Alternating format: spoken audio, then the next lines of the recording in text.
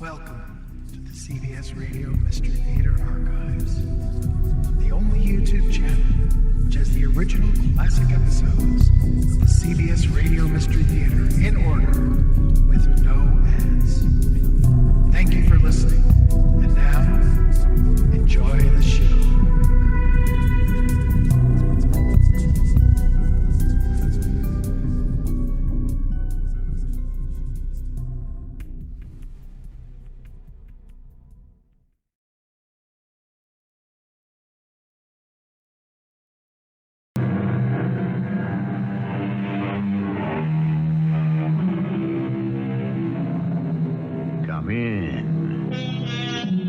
Welcome. I'm E.G. Marshall.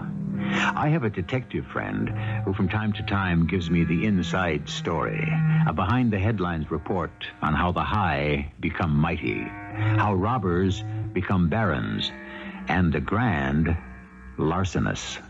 This tale of skullduggery I'm about to reveal to you has never been surpassed or even equaled in the annals of crime. But then they don't make crooks like Donald Harvey anymore. At least I hope not. Mr. Kellogg, will you please stop asking me questions? Mrs. Rusk, investigation is my job. There's no way around it. I don't care what your job is. Please, go away. How can I talk to the police when 2 days after my husband's been killed, I get a letter from him as if he was still alive?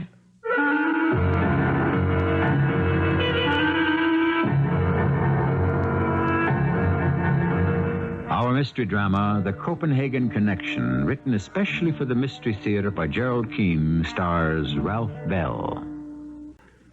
I'll be back shortly with Act One. The time is today, or shall we say, quite recently.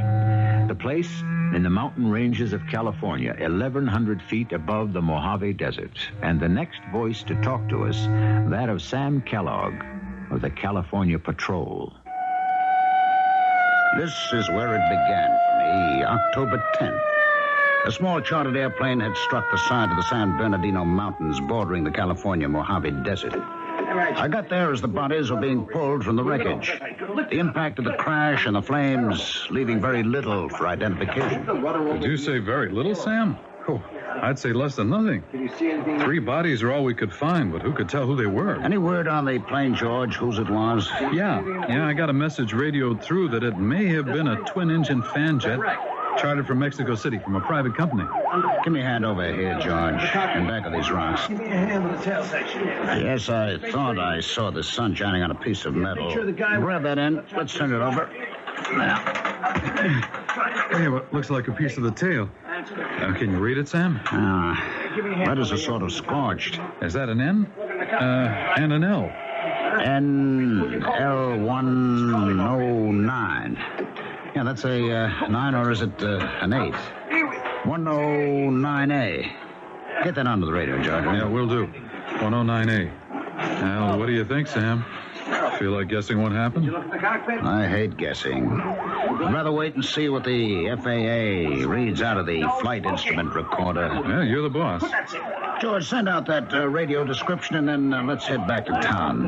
There's nothing else we can do here right now.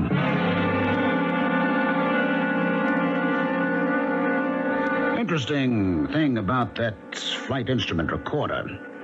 Our boys searched 3 miles in all directions. It never turned up. That was my first clue that something funny was going on. And then clues 2, 3, 4, and 5 came in mighty fast. Sam, I've got more on that plane crash. The guy who hired the plane was Donald Harvey. I wonder if it was the Donald Harvey. The one who's made a deal to sing to the Attorney General? Yeah, the king of the dope empire. He's not exactly the king, George. More like the prime minister. Hey, who heads up that big smuggling combine? It's a dame they call the Viking. The whole Copenhagen connection is his baby. The Viking? Yeah, I never heard of him. Now, few people have. The Viking stays out of sight. He's never even been photographed. How do they know Donald Harvey was on that plane? Well, his brother identified the remains. Doesn't that beat all? Not even the FBI knew he had a brother. Anyone else identified? Yeah, the two others in the crash were, Juan Rodriguez, a pilot who worked for the Mexican Charter Air Company, and a man who's probably Harry Rusk, Harvey's assistant. That's not much to go on. We do know Harvey was a fugitive. He was indicted in Miami. He got his lawyers to try to cop a plea and has been on the run ever since. Well, that's not all, Sam. I just got a call from a man and his wife who lived not 10 miles from where the plane hit. They swore they heard two sounds. One was an explosion in the air right over their heads, and then minutes later, they heard the plane smash into the mountain. Remember asking me yesterday, George, if I wanted to guess? Well, if I was to, I'd say it looks like somebody had a contract out on Harvey and scored a direct hit.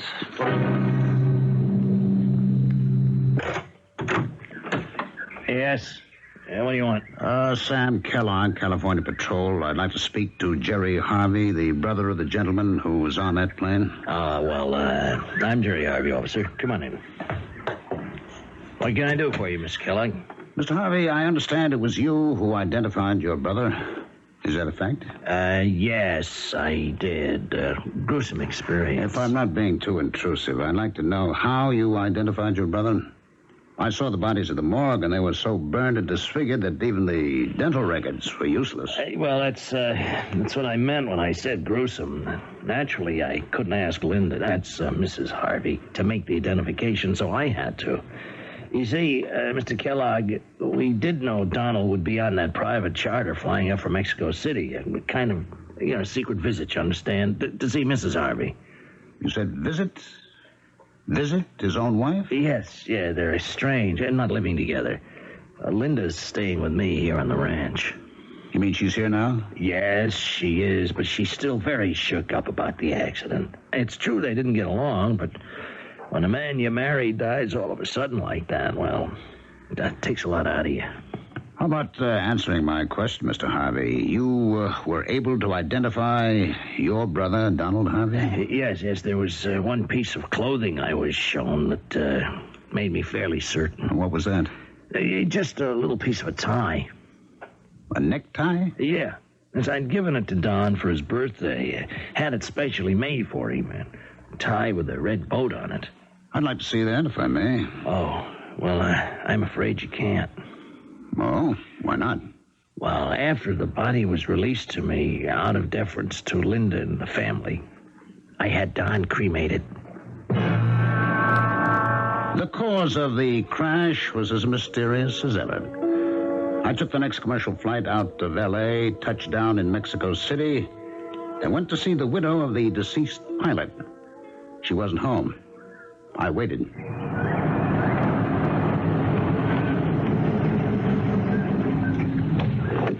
Mrs. Rodriguez. Mrs. Juan Rodriguez? Yes, that is me. And who are you? Sam Kellogg, California Patrol. I'd like to ask you some questions about your husband. My husband? Oh, yes, of course. Anything. We should go into my house. Oh, I've lost my front door key.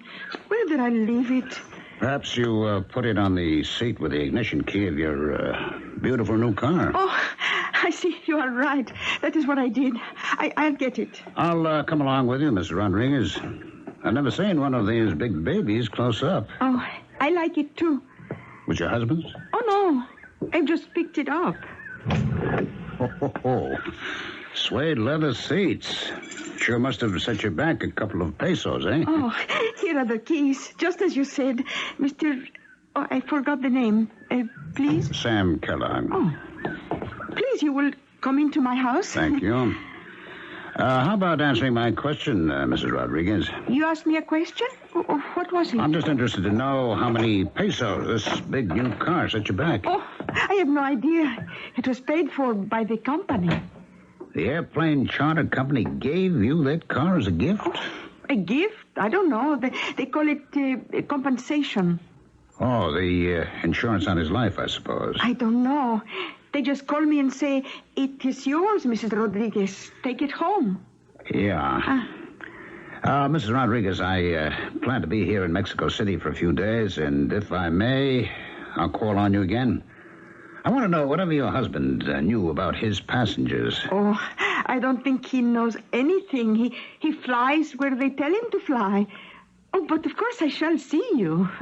Anytime. Good. By the way, what's the name of the head of the airplane charter service your husband worked for? Oh, the head? Oh, the man who owns it is Carlos Palacios. Ah, thank you, Mrs. Rodriguez. Much obliged. Hello, Mr. Palacios. This is Sam Kellogg, California Patrol.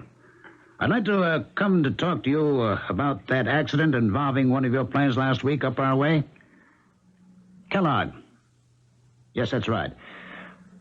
This evening? Be fine. I'll take a taxi out to your hangar. 8 o'clock. I'll be there. Oh, by the way, that was a rather nice gift you made to your pilot's widow. Well, I'm talking about that expensive new car. Are you sure? Well, she said your company gave it to her. Part of the insurance. Oh, really? Well. That's what she said. We'll discuss it further when I see you tonight, Mr. Palacios. See you. California Patrol. Hello, George. This is Sam. Oh, hi, Sam. I'm down in Mexico City. Check out if there is any other connection between the pilot Rodriguez and Donald Harvey. You mean other than the fatal flight? Will do. Is there anything new? Yeah. Harvey's widow has left California. Took an eastbound flight last night for New York and is booked through to Copenhagen, Denmark. What does Jerry Harvey have to say? He knows from nothing. He's taken off for Big Bear up in the hills where he's got a vacation log cabin. Can you assign a man to follow him, George? I've already done that. Are you winding up in Mexico City, Sam? Well, I hope to. Maybe the day after tomorrow I'll go on to Chicago. Chicago? Yes, the third man on that plane may have been Harvey's assistant, Harry Rusk. Chicago was his home base, and if he's got any relatives in the Windy City, I plan to talk to him. I'll call you from there, George.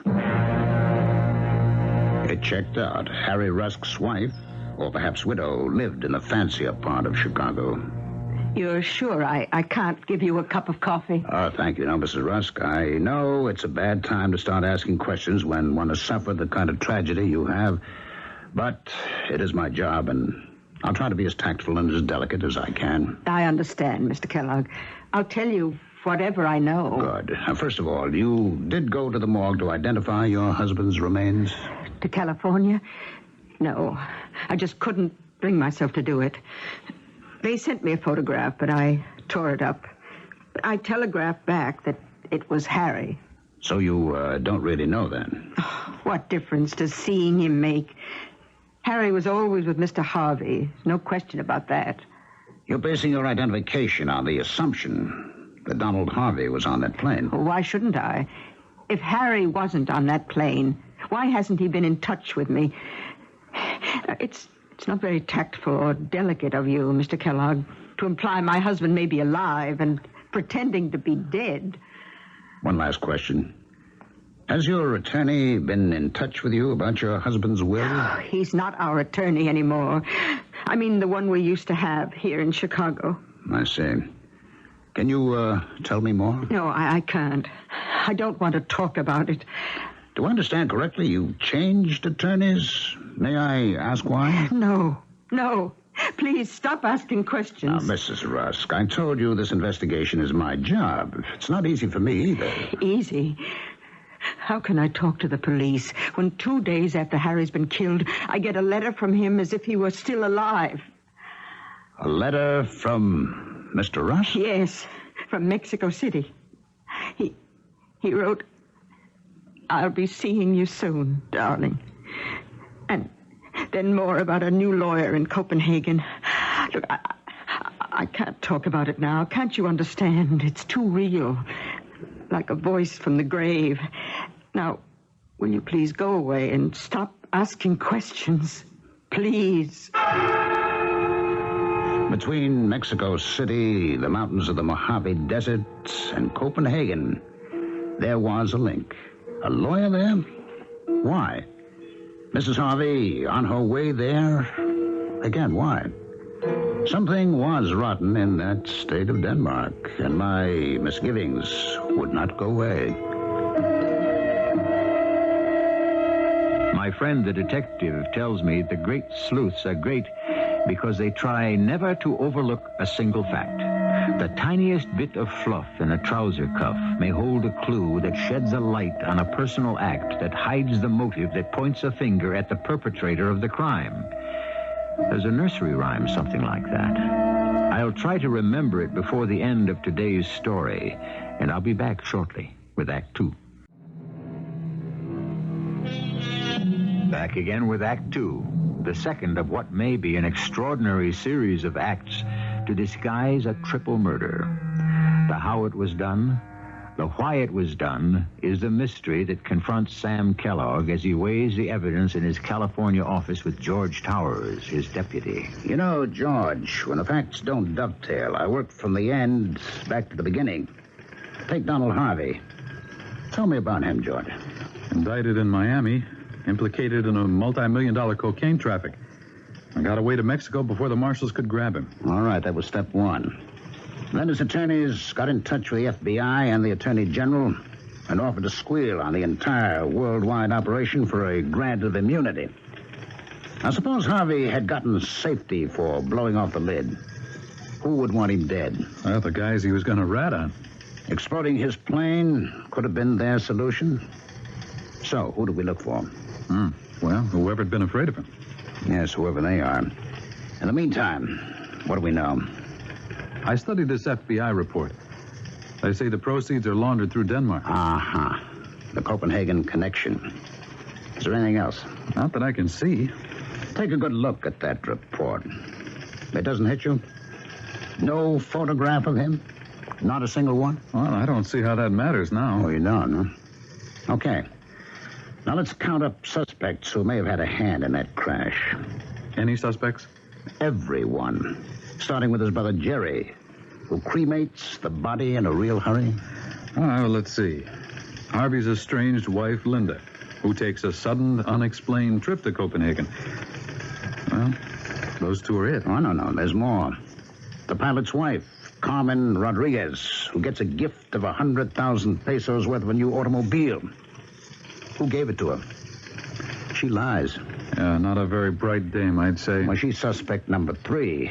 Perhaps not directly involved, but she knows more than she says. 4, the widow of Harry Rusk. She gets a letter from her husband telling her his new attorney lives in Copenhagen. Uh-huh. Copenhagen again. Now, have you got a report on the conversations between the L.A. control tower and the NL-109A before she crashed? Well, you're not going to like this, Sam. Well, all right, hit me. When I checked there yesterday, they told me the taped conversation had been accidentally erased. The plot gets thicker and thicker. What about the flight recorder? It never showed up. Now, we combed the crash area. That doesn't smell good either. Those flight recorders are virtually indestructible. Conclusion? It was never on the plane. Oh, what's behind this? A lot of money. Somebody had to make it worthwhile for Rodriguez in Mexico City. Somebody else had to monkey with the tape in L.A. And somewhere, a great big cocaine empire is still doing business as usual. George, get yourself down to Mexico City. Start with the head of the charter service, a Mr. Carlos Palacios, and grill him. Then move over to the pilot's widow. You're a nice-looking young fella. Don't leave her until you get something out of her. What are you going to do? I'm packing a bag for Copenhagen. Who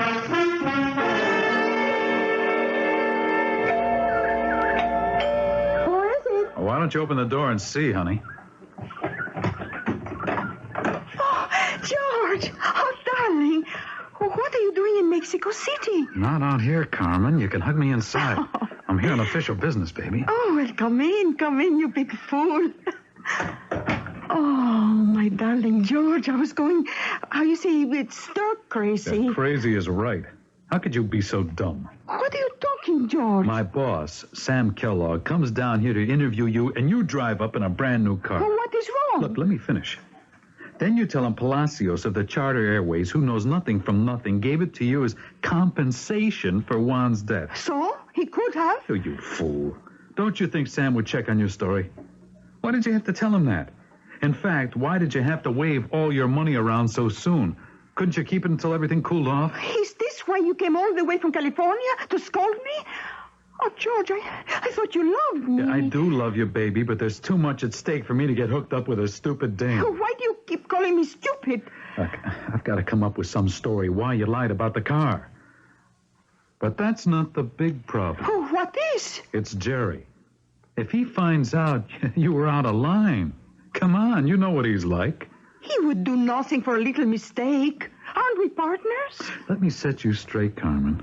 Right now, the number one man in the USA is Jerry, taking over from Don. Well, did he make the accident? Jerry had nothing to do with it, believe me. Then who? The Viking. Copenhagen. From the top? They gave the order? Who else? I mean, Jerry's trying to find out. He's afraid, I think. Maybe Copenhagen doesn't like Jerry either. Jerry could be next. So could you or I. Now do you understand, Carmen? No, George. Oh, thank heavens you're beautiful. It makes up for everything else. You like me, don't you, George? One last word, honey. Lay low. Don't spend any money. Oh, you're leaving? But you just got here. Got to put on my shield and go back to California and go see Jerry. Let me make myself clear, Mr. Knudsen. The reason I've come here to Copenhagen is that we're trying to clear up the death of Mr. Donald Harvey, the husband of your client, Mrs. Harvey. Now, there are a number of suspicious circumstances surrounding his death, and I have not yet been able to talk to his widow. Well, I don't think, Mr. Kellogg, I can be of much help to you. There's such a thing as attorney-client privilege, and I'm not free to answer any questions unless I have my client's permission. I understand that, Mr. Knudsen, but my questions are so simple they won't require jeopardizing any confidences. Well, if we can proceed on that basis, by all means. All right, I gather then that you are representing Mrs. Donald Harvey. It's quite true, yes. Were you representing Mr. Harvey before that? I'm afraid I can't answer that. Could you arrange for me to see his widow? Well, when I see your speaker, I shall ask her, but as yet I haven't seen her. She's in Copenhagen, I believe, but I've yet to hear from her. Well, one last question. Would you say that the matter you wish to discuss with Mrs. Harvey involves a great deal of money? Mr. Kellogg, you tickle me. You've asked what in both our law courts, yours and mine here in Denmark, is called a leading question. Now, I have not seen Mrs. Harvey, nor have I said there was something about which I wish to see her. As for money, a little or a great deal, what difference would that make? Mr. Harvey worked very hard for his money and made a considerable amount, so his widow is likely to benefit. Well, I shall certainly ask if she will see you. Good day, Mr. Kellogg. Hi, Jerry. How's the fishing? What are you doing up here, George? Boy, have you got a good thing going for you up here at Big Bear. If I could get away from the patrol, believe me, here is right where I'd be. At the end of a fishing pole. George, you picked a bad time to pay a social call. I came up to find out the news and give you some. What news? There isn't any. And I got some for you. Sam Kellogg is in Copenhagen. He went to talk to Don's wife. Linda? He's getting mighty suspicious. Suspicious of what? That it was the Viking who was responsible for the accident, so he could get rid of Don. Does Sam really think that? He's going to try to prove it. Oh, George, you are something. When Don told me he was putting a state patrolman on the payroll, I thought he'd be smarter than you. Oh, if you and I had met before Don was killed, I don't think I would have okayed you. Hey, I thought I was doing okay. Well, let's hope in time you'll learn. Nobody had anything to do with that plane crash. Not the Viking, none of us. It really was an accident? It was. So you see, when a guy tries to rat on his pals, even though he was my brother, sometimes fate pays him off. Yeah, but that doesn't explain who paid off Carmen Rodriguez or why Linda Harvey hops on a plane for Copenhagen.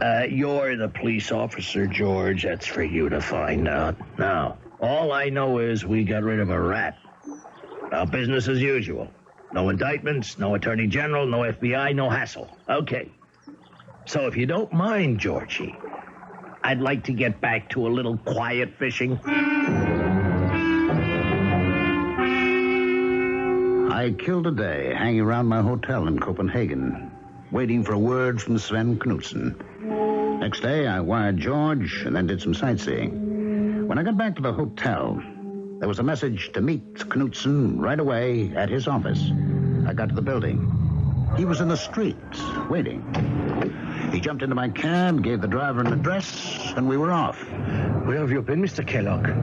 Sven, I don't get you at all. First, you're putting up roadblocks about seeing the lady, and then it's, where were you? An hour ago, I got a call from Mrs. Harvey. She changed hotels twice, and she was staying at a small boarding house under an assumed name. I told her who you were, Mr. Kellogg, and she said to please bring you over right away. Is she in some kind of danger? Well, it's possible. There are those in Copenhagen who would do anything to even the score with her husband. Even now, when Don Harvey is dead? Even now.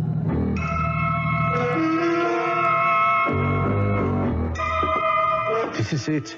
Room 313. Mrs. Harvey? Mrs. Harvey? It's me, Sven Knudsen. Try the door. No. The door's locked. Mrs. Harvey. Mrs. Harvey, are you all right? We'd better break the door down. Stand away. I don't know how to do this. Mrs. Harvey. You better let me handle this, Sven. Call the Copenhagen police. Tell them that someone's been shot to death. More deaths, more problems, and the solution seems further away with every passing hour. So far, Sam Kellogg has kept us completely in the picture. We know everything that he does, so that if there are detectives among us, we could solve this mystery. In fact, we know more than Sam does, for we know his deputy George is not on the side of the law. I'll return shortly with Act 3. That nursery rhyme I was trying to remember that applies to the detection of crime goes like this. This is the farmer sowing his corn that milked the cow with the crumpled horn, that tossed the dog, that worried the cat, that killed the rat, that ate the malt that lay in the house that Jack built. In other words, all clues are irrevocably linked in a chain. It was nice of you, Sven, to drive me out here to the airport. Oh, it's nothing, Sam. You helped me with all the paperwork details over the late Mrs. Harvey. When a foreigner is murdered in Copenhagen, it presents so many problems. What stumps me is that the coroner reported she'd been dead 24 hours. Yet you said she called you the day we went there. Yes, she did. I'm prepared to swear it. Not an hour before. Well, obviously, whoever called you was not Mrs. Harvey. I wish I could stay on to tie up all these loose threads, but I've got to get back to California. Yes, well, I wish you could too, Sam. I learned a lot being with you. Well, let's hope the Copenhagen police come up with something. One thing I haven't resolved, Sven. That is the matter of Mrs. Harvey's money. Oh, you mean the $1 million deposited in her name? Exactly. You have no idea why that money was put there? No, none whatsoever, Sam. I received my instruction from Mr. Harvey before he died, and I followed them. From where was it sent? Mexico City. When? It was mailed 8 days before the plane crash that took his life. Then, what did you do, Sven? Well, Linda Harvey was still legally Mr. Harvey's wife. I telephoned her and told her to come over and claim the money. Why didn't you merely have it transferred to her account in California? It didn't occur to me, and she didn't mention it. That's hard to believe, Sven. Could it have been because you were not certain it was clean money? I beg your pardon? No, never mind. You wouldn't tell me anyway. You will make sure that $1 million does not leave Copenhagen? It may very well belong to Uncle Sam. Oh, certainly. I'm only the trustee. Oh, by the way, do you have your plane ticket? Yes, I'm on the Intercontinental noon flight with a stopover in New York. Well, why don't you give me your ticket? I'll have it validated, and so you won't have to stand in line. All right. There you are. Good. And your passport? Yeah. Thanks. I'll be right back. You wait here. Sven, where are you going? What is it? What's the matter? Intercontinental's ticket counter's around to your right. We walked past it. It's not that way. Oh, I know it is. But if I go through the operations door over there, I can have it taken care of in the office much faster. Boy, you really know your way around this airport. Well, I should. Before I became a lawyer, I used to pilot these 707s for Intercontinental. I'll be back in a few minutes. So Sven Knudsen used to be a pilot. Stow away that bit of information. It was as automatic a reflex with me as blinking my eye. I knew I should follow that Danish lawyer, and I did. Through a door, up some stairs, and into a room filled with tickers and flight monitors. I could see Sven Knudsen at the far end of the room talking to someone. Trying to get closer, I didn't see an airport guard bearing down on me. Excuse me, sir. Huh? But passengers are not allowed in this part of the tunnel. I'm an officer of the law, California. I've been following someone. Oh, may I see your identification, please? Yes, here we are. That's my badge and ID card. Uh-huh. Samuel Kellogg, California Patrol. May I see your passport, please? Well, I haven't got it on me. I gave it to an attorney. Oh, yes? He was over there a moment ago. Oh, Mr. Kellogg, if you don't mind, I have to ask you to accompany me to the security office. This way, please. Which way are we headed? Oh, no, not that way, Mr. Kellogg. Not up the escalator. Follow me. Well, that woman halfway up the escalator, I'm sure I've seen her Mr. before. Kellogg, let's not play games. Through this door, please. Say, where have you been? I've been looking for you everywhere. Your flight leaves in a few minutes. Guard, this is the attorney who has my passport. Sven, will you show it to the airport security guard, please? Of course. Here you are. I can vouch for this man. He's an American police officer. Ah, yes, very good. Have a pleasant journey back to America. Good day, sir. And here's your ticket and your boarding pass, Sam. Yes. Of course. That's who it was, Mrs. Harry Rusk. Who? I saw her just now going up an escalator in the terminal. What do you suppose she's doing in Copenhagen? I don't know the lady. Oh, come on, Sven. You must. Harry Rusk's wife, Rusk, Harvey's right-hand man. I'm sorry, I was never introduced. Oh, that's me. All right, Sven, thanks again. I hope I see you again soon. Well, why would you wish that? Well, maybe because I learned a lot being with you.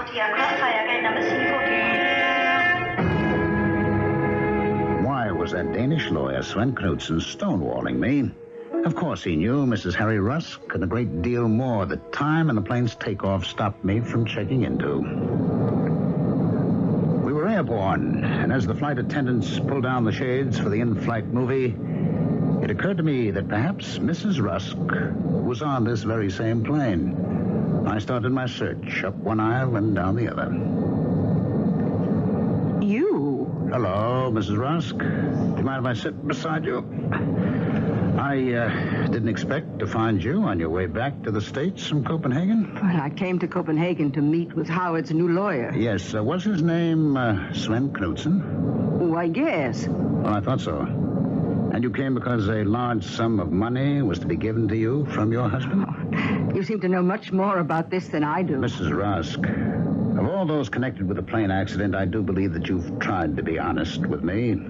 So I'll be candid with you. What would you say if I said it's possible that your husband is alive? What? That someone took his place on that fatal trip from Mexico City? Oh, you've upset me terribly.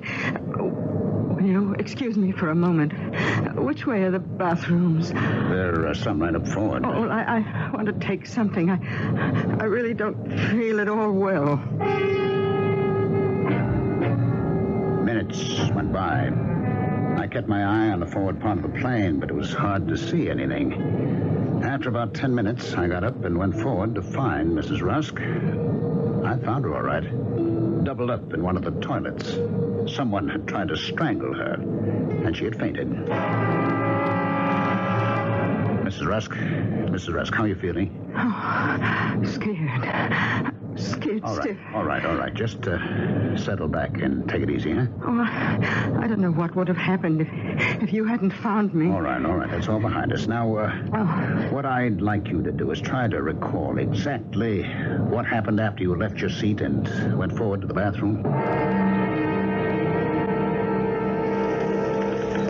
Welcome home, Sam. You look pretty beat. Yeah, you try 6,000 miles on a plane with an attempted murder and an assailant on board who gets away from it. Someone tried to strangle Mrs. Rusk.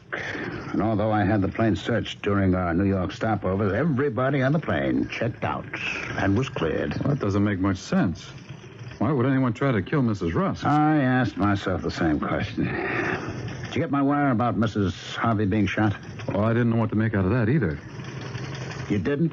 It beats me, Sam. Now, let me think about it. Maybe I can figure something out. Yeah, you do that, George. Hey, are you angry at me? No, I'm just tired. I'm going to hit the showers and then the sack. Then I'll tell you where we go from here. Jerry, let me in the cabin. Open up. It's me, George. What in the blazes is the matter with you? You want the whole mountain to know you're here? Sam's back. The crash was no accident, Jerry. You say. Sam says it was fixed. And I tell you, the Viking told me he had no hand in it. That must have been an accident. But it is possible the Viking had a contract out on Don, and whoever had it, may have let it get out of hand. They could have jumped the gun. Sure, it's possible. Anything's possible. But in this business, George, there's a chain of command. And what the Viking says goes. Did he tell you face to face? I never met the man. Don was the only one who ever did.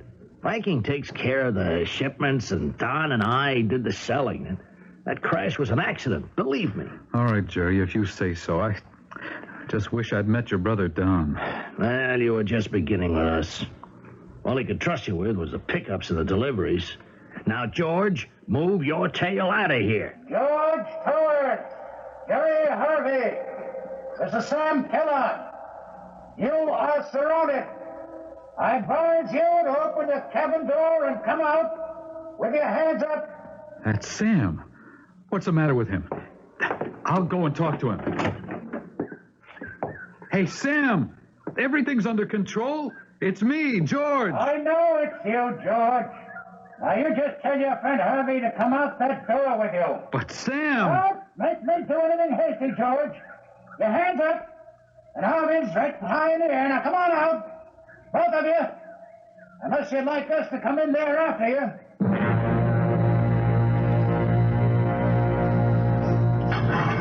I'm sorry I had to put you both in the same cell, but we're a little crowded today. Sam, what are you locking me up in here with Jerry Harvey for? Are you out of your mind? I have a right to see my lawyer. Now, well, please, one at a time, gentlemen. No, George, I'm not out of my mind, but I admit I was a little slow in wising up whose side you were on. And Mr. Harvey, your lawyer will be here in a moment. He's in Copenhagen. No, I'm afraid he isn't. Guard, will you escort the gentleman with the briefcase to the cell block, please? Mr. Harvey, your lawyer is Mr. Sven Knudsen, isn't he? Yes, but how did He'll be here in just a moment. Sam, can you tell me one single thing I should be put behind bars for? All right. How about conspiracy, George, just for openers? Here we are. Mr. Knudsen, I'm glad you could join us. I believe you have a client in this cell. Guard, would you unlock the cell door, please? If you would be so good as to step inside. Thank you, sir. Gentlemen, this is going to be quite a session. I advise the three of you to make yourselves comfortable and listen. I should like it understood that I'm in your jail under protest, and as a Danish citizen, I demand to be released. Demand? You can demand all you like, Sven, but I think you'll not want to miss what I have to say. You see, there was once a man called Don Harvey. He knew that another gentleman, whom we shall call the Viking, had a contract out on him. So Harvey engineered that crash to make it look accidental.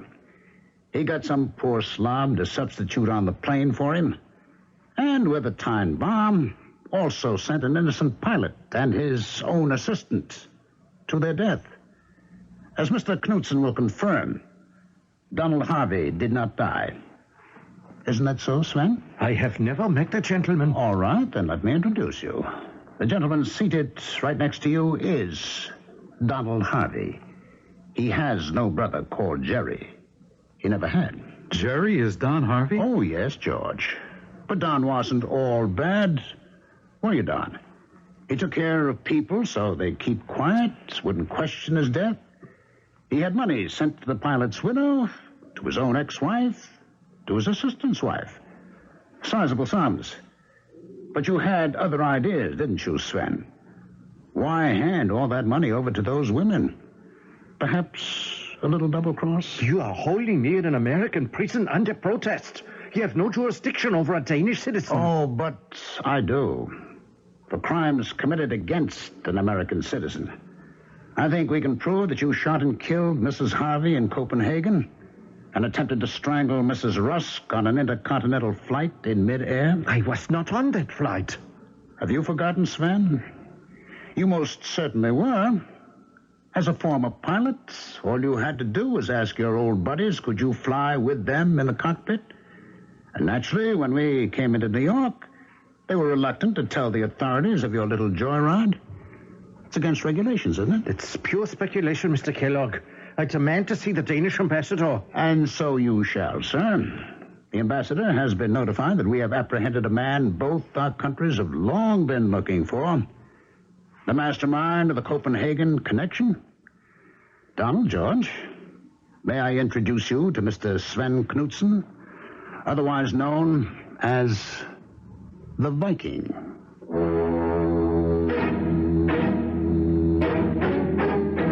By way of postscript, I'd like to reassure you about one thing. Should you run into any person with a similar name to the characters just portrayed on Mystery Theater, don't be alarmed. Their real names I have kept secret. So you can shake hands with any Sven Knudsen or Don Harvey or George Towers without any hesitation. They are all quite innocent. I shall be back shortly.